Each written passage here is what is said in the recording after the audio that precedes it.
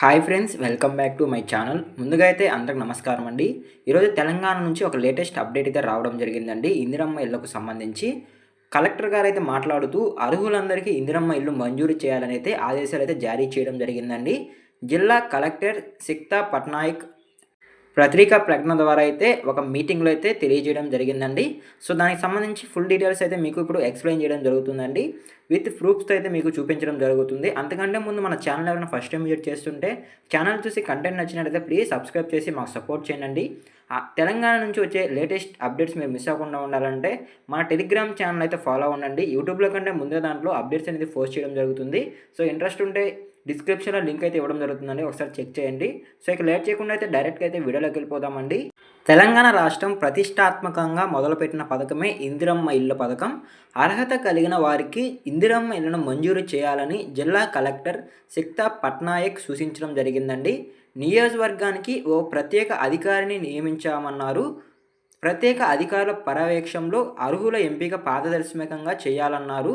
నియోజకవర్గానికి కేటాయించిన 3,500 ఇందిరమ్మ ఇళ్లను అర్హులందరికీ వచ్చేలా అధికారులు తగిన చర్యలు తీసుకోవాలని కూడా ఈ సందర్భంగా అయితే ఆమె తెలియజేయడం జరిగిందండి. సో మీరు ముందుగా చూసుకున్నట్లయితే మొదటి విడతలో అయితే ఈ ఎమ్మెల్యేలు అలానే మంత్రులు కలిసి ఈ అనర్హులకు కూడా ఈ ఇందిరమ్మ ఇళ్ళు అనేవి మంజూరు చేసేలా అయితే చేయడం జరిగిందండి. దాన్ని దృష్టిలో పెట్టుకొని అయితే ఎలాంటి అనర్హులకు ఈ ఇళ్ళు అనేవి పంపిణీ చేయకూడదని అయితే ప్రభుత్వం అయితే చూస్తుందండి. సో రీసెంట్గా చూసుకున్నట్లయితే ఎవరైతే నిరుపేదలు ఉంటారో వాళ్ళకి మాత్రమే ఈ ఇళ్ళు అనేవి పంపిణీ చేయాలని ఆలోచనతో అయితే ఈ పథకం అయితే మొదలుపెట్టారండి ప్రభుత్వం. సో అలా జరగకుండా అనర్హులకు కూడా ఈ ఇళ్ళు అనేవి మంజూరు అవుతున్నాయండి. దాన్ని దృష్టిలో పెట్టుకొని అయితే రీవెరిఫికేషన్ అనేది కూడా స్టార్ట్ చేయడం జరిగింది ప్రభుత్వం అయితే రీసెంట్గా.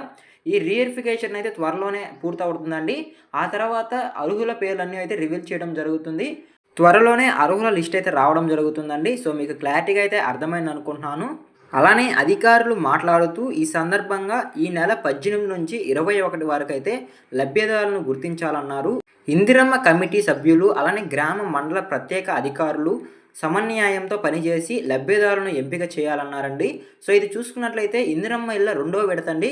సో మొదటి విడత పూర్తి అవడంతో ఈ నెల 18 నుంచి 21 వరకు అయితే రెండో విడతకు సంబంధించి ఎవరైతే ఇందిరమ్మ ఇళ్లకు అర్హులుగా ఉంటారో వాళ్ళైతే ఇందిరమ్మ ఇళ్ళ కమిటీ సభ్యులు అలానే గ్రామ మండల ప్రత్యేక అధికారులు అయితే వాళ్ళనైతే గుర్తించి వాళ్ళకైతే ఇల్లు లబ్ధి చేకూర్చేలా అయితే చేయాలని కూడా చెప్పడం జరిగిందండి. ఈ ఇందిరమ్మ పథకం అనేది హైలైట్ ప్రాజెక్టుగా నిలిచిన కారణంగా గ్రామాల్లో అలానే పట్టణాల్లో ఎవరైతే పేదలు ఉంటారో ఆ లబ్ధిదారులను అయితే గుర్తించి పూర్తి చేయాలన్నారండి. ఈ నెల 17 నుంచి ఇందిరమ్మ ఇళ్లకు దరఖాస్తు చేసుకున్న వారి లిస్టును అయితే అధికారులు అందజేస్తామన్నారు. సో మీకు క్లారిటీగా అయితే అర్థమైంది అనుకుంటున్నానండి. ఈ నెల 18 నుంచి 21 వరకు అయితే అప్లికేషన్స్ అనేవి ఓపెన్ అవుతాయండి. దరఖాస్తులు చేసుకునే ఛాన్స్ అయితే ఉంటుంది. సో మీ గ్రామ సచివాలయంలో అయితే ఈ ఇందిరమ్మ ఇళ్ళకైతే దరఖాస్తు చేసుకునే ఛాన్స్ అయితే ఉంటుందండి. ఈ నెల 17 నుంచి అయితే దరఖాస్తులు చేసుకునేందుకు అవకాశం అయితే కల్పించడం జరిగింది ప్రభుత్వం. లబ్ధిదారులు అయితే ఈ దరఖాస్తులు చేసుకున్న తర్వాత మే 2న ఈ లిస్ట్ని అయితే ప్రకటించడం జరుగుతుందండి. అంటే ఈ నెలంతా పరిశీలించి ఎవరైతే అర్హులు ఉన్నారో వాళ్ళకైతే ఈ ఇల్లునైతే కేటాయించుతున్నామని ఒక లిస్ట్ అయితే విడుదల చేయడం జరుగుతుందండి. ఎవరెవరు ఈ పథకానికి అర్హులనైతే ప్రతి నియోజకవర్గానికి 3,500 ఇళ్లతో పాటు జనాభా ప్రతిపాదిక 20% అదనంగా కేటాయించనున్నారు. అలానే వేసవిలో త్రాగునీటి సమస్య లేకుండా ప్రజలకు అన్ని కార్యక్రమాలు చేపట్టేలా అయితే పరిశీలిస్తున్నారండి ప్రభుత్వం అయితే. సో మీకు క్లారిటీగా అయితే అర్థమైంది అనుకుంటున్నాను. సో ఇదేనండి ఈరోజు అప్డేట్ అయితే. సో ఏప్రిల్ 17 నుంచి ఇందిరమ్మ ఇళ్లకు సంబంధించి రెండో విడత దరఖాస్తులు అయితే చేయించుకునేదానికి ఛాన్స్ అయితే కల్పిస్తుందండి ప్రభుత్వం. కాబట్టి ఎవరైతే నిరుపేదలు ఉంటారో వాళ్ళకి ఇల్లు లేకుండా ఉంటారో వాళ్ళైతే ఏప్రిల్ 17 నుంచి దరఖాస్తులు అయితే చేసుకోవచ్చండి. ఎవరికైతే ఇల్లు స్థలాలు ఉండి ఇల్లు లేకుండా ఉంటారో వాళ్ళకైతే ఫాస్ట్గా వేగవంతంగా అయితే ఇల్లు అనేవి పూర్తి చేయడానికైతే ప్రభుత్వం కృషి చేస్తుందండి. వాళ్ళకే ముఖ్యంగా ప్రిఫరెన్స్ అయితే ఇస్తుందండి. మొదటగా అయితే వాళ్ళకే చేయించే అవకాశాలు అయితే ఎక్కువగా ఉన్నాయి. సో మీకు అర్థమైంది అనుకుంటున్నాను. అలానే బేస్మెంట్ లెవెల్ కానీ పూర్తయిన ఉంటే తొలి విడతలో వాళ్ళకి ₹1,00,000 త్వరలోనే అకౌంట్లో జమ చేయడం జరుగుతుందండి. బేస్మెంట్ లెవెల్ పూర్తయిన వారికి మాత్రమే. సో మీకు క్లారిటీ అయితే అర్థమైంది అనుకుంటున్నానండి. ఈ ఇందిరమ్మ ఇళ్ళకి సంబంధించి ప్రభుత్వం అయితే కొంత ఆర్థిక సాయం అయితే చేయడం జరుగుతుందండి. అది ఒకసారి చూసుకున్నట్లయితే 4 విడతల్లో అయితే 5 లక్షలు అయితే ఆర్థిక సాయం అయితే ప్రభుత్వం అయితే కల్పిస్తుందండి. సో మీకు క్లారిటీగా అయితే అర్థమైంది అనుకుంటున్నాను. ఇప్పుడు రెండవ విడతలు ఎవరైతే దరఖాస్తులు చేసుకుంటారో వాళ్ళకైతే ఫైనల్ లిస్ట్ అయితే మే 2వ తేదీన అయితే విడుదల చేయడం జరుగుతుందండి. అప్పుడైతే వాళ్ళు ఇల్లు కట్టుకోవడం అనేది ప్రారంభించడం జరుగుతుంది. సో, మీకు క్లారిటీగా అయితే అర్థమైంది అనుకుంటున్నానండి.